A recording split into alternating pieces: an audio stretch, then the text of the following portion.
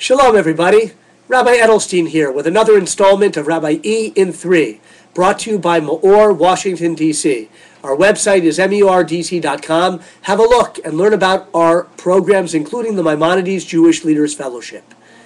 Well, we start a new book of the Torah this Shabbos, the second book, Shmos, Exodus, and it's exciting, a new beginning. The first book of the Torah, Bereshis, Genesis, of course, dealt with the creation of the world and the early generations of man and the flood, and then the patriarchs and the matriarchs who form the spiritual foundation of our people. But it's in the second book of the Torah that we truly become a people, Am Yisrael, and we become a people in Mitzrayim, in Egypt.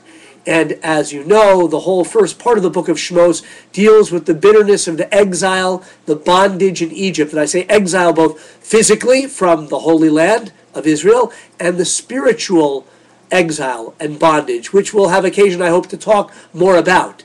And, of course, God then redeems us from Egypt, the Yetzias Mitzrayim, the Exodus, leading us with signs and wonders out of Egypt, taking us to Mount Sinai, giving us the Torah, and there's more after that. But in this week's Torah portion, I want to focus on one point, and it illustrates a theme I often come back to, and that is that the Torah is not a history book.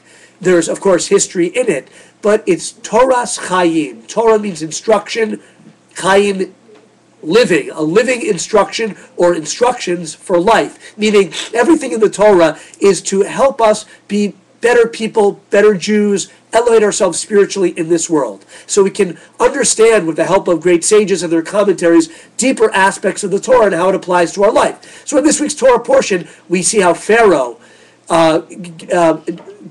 makes the Jewish people go through terrible, bitter slavery, and makes the tasks that he puts on them crushing and burdensome. And when Moshe comes to him, after God had spoken to Moshe and says, "Let my people go," Pharaoh says, "I'll make the work harder now, so that the Jews will not have any time to waste in thinking frivolous thoughts of a God and getting out and so forth."